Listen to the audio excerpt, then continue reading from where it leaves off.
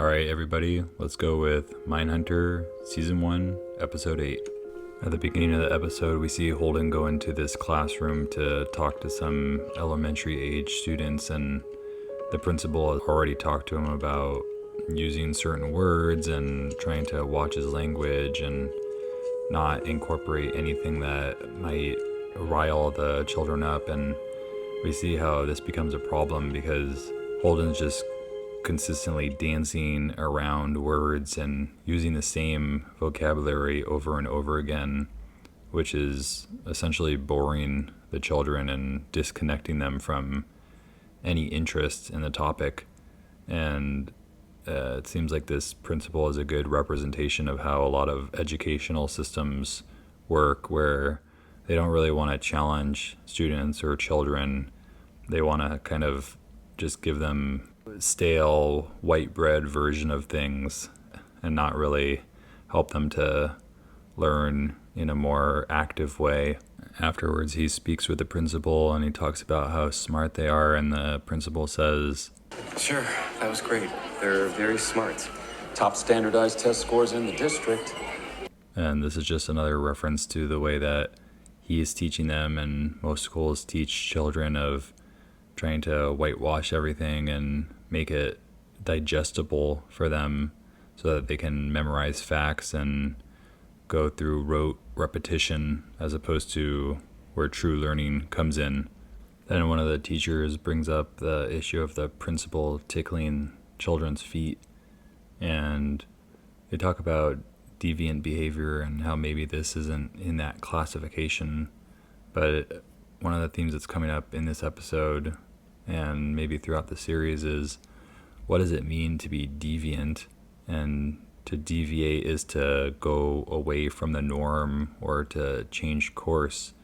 But just because you're not normal or you're not doing things according to the norm, does that mean that it's deviant? And does deviant even have some connotation associated with it in terms of it being problematic or disturbing, like the other word that Holden was using? And so there's a lot of gray area, and it kind of explores this theme of how certain words and terminology can be pushed one way or the other and can get us into some interesting and confusing situations.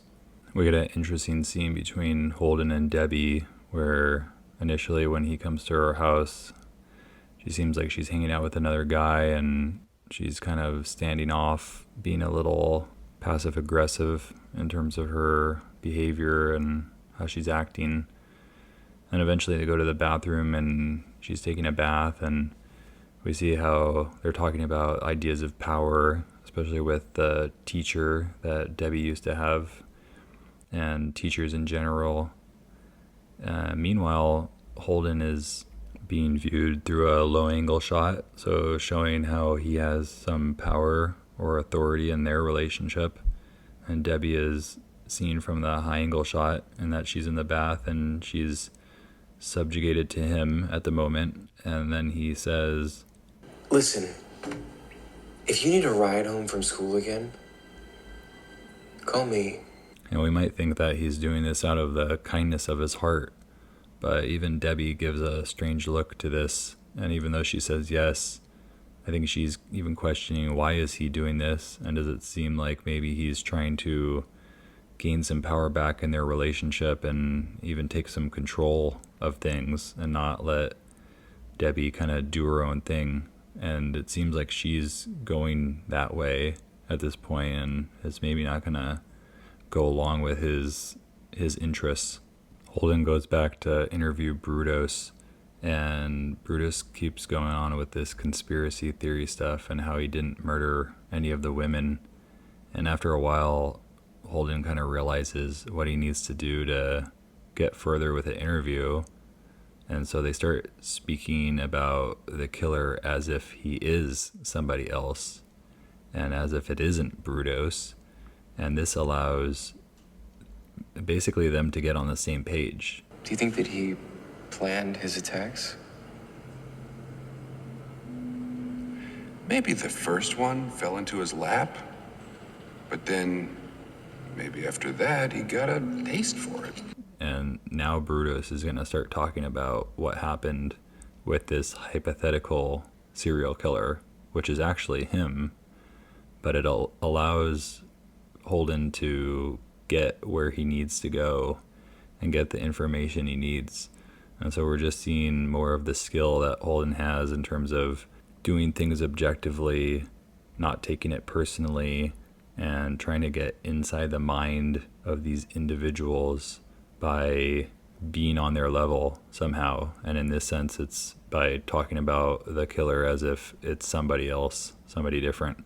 And it possibly reveals more about Brutus and how he operates as well, in that maybe he can't reconcile himself with what he did. And so he needs to speak about this as if it's somebody else and that somebody else did it. Maybe it was too much for him to incorporate into himself.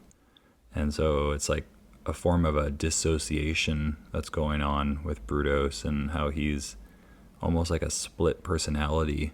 I guess you could also call it a form of compartmentalization in an extreme fashion. He speaks about everything completely emotionless and stoic. And even when he's listening to Holden talk about how it went down, he's listening with the intent of someone who's listening to the story as something else than him. That's just a fascinating thing to watch. So it seems like part of what's going on in this episode is a transition for Holden, in that he's starting to become a little less objective and a little bit more subjective.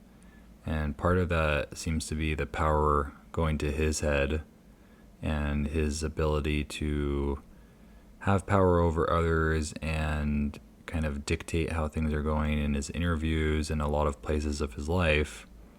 And in this case with the principal, he's kind of ignoring a lot of opposing facts and going with what he thinks is the case, which is that the principal is engaging in some pre-deviant behavior that's going to lead to something more serious.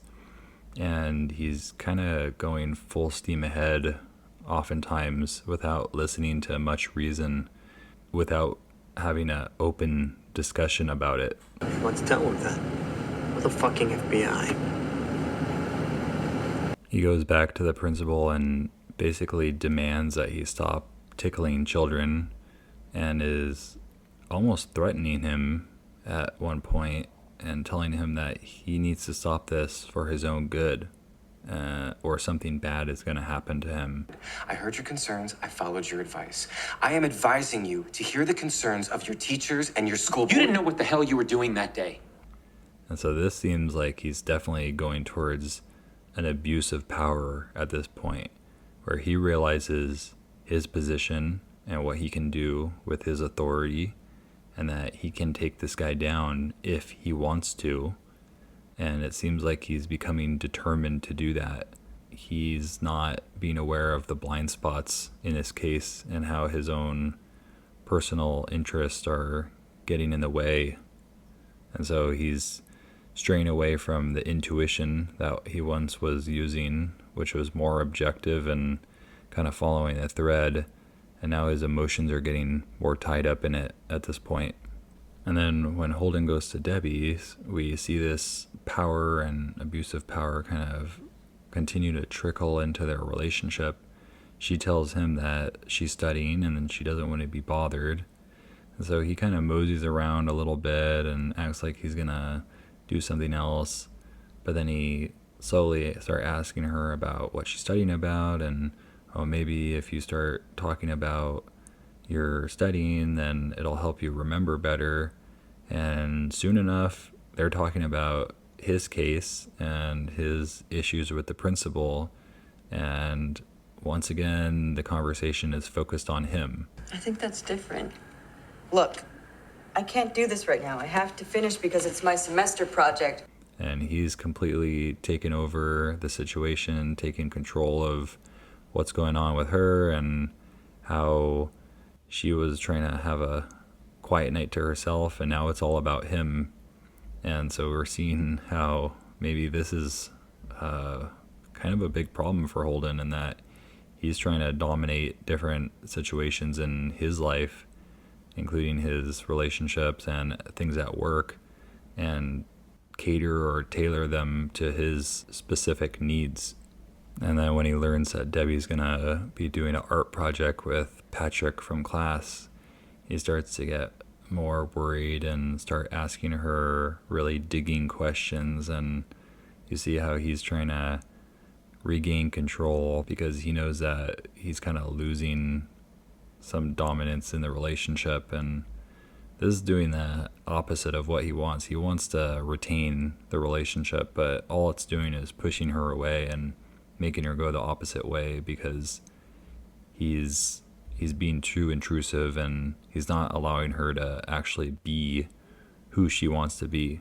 He's constantly judging her and making her feel like how she is not okay. Then when Holden talks to his boss, he's rightly upset about the whole interaction with the principal, and he's basically just saying that Holden is not listening to reason at this time, and Holden is taking some chances that he probably shouldn't be. And if he was under the right supervision, he probably would not have gone that way. But he's kind of decided to go rogue a little bit, and this is creating problems.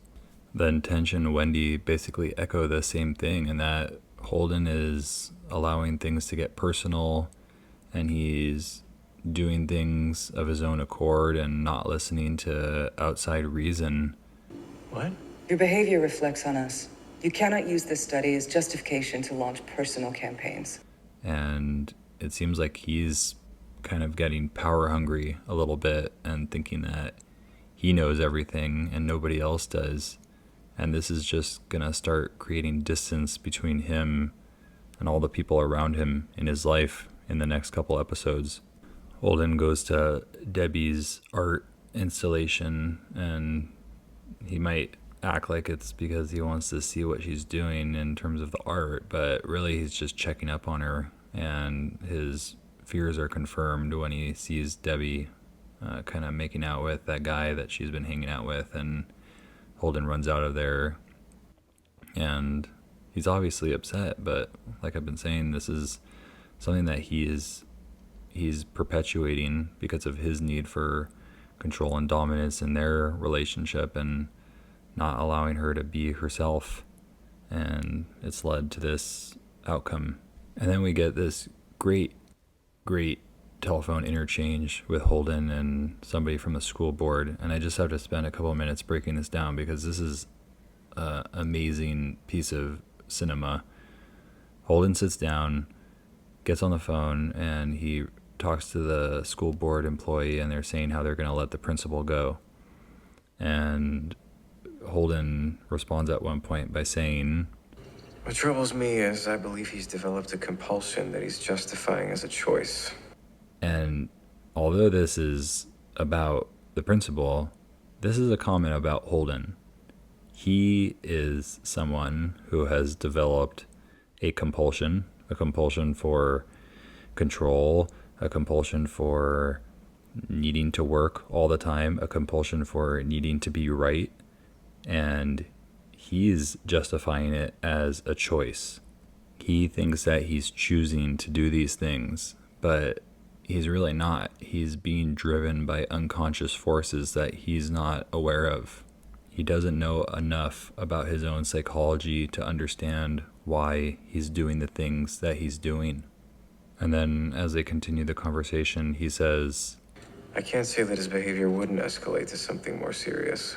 and this is just about him again. It's about the principal, but it's definitely about Holden. And we're going to see how Holden's behaviors are going to escalate, and it's going to get more serious. And it's all because he's being driven by compulsions that he's not aware of, and he thinks he's choosing to do them. And so he's just talking about himself. So it's like this guy is having a conversation on the phone about a principal, but it's really about himself. And this is why filmmaking is so great, because you can have a conversation going on two different levels: a metaphorical conversation about Holden and what's going on within himself, and a literal conversation about the principal and that character's situation. The man then says, I think we should be erring on the side of caution, and that's kind of like a message to Holden that you need to be careful and you need to be cautious. It's almost like some form of higher power or conscience is speaking to him and telling him that he needs to be aware of what's going on and not close his eyes. But as we're seeing, Holden thinks this conversation is about the man, the principal, not about himself, and so he's not going to be aware, and things are going to get worse for him. Well, that's it for Mindhunter Season 1, Episode 8. Let's keep it going. Episode 9 sometime soon, hopefully. Thanks for watching.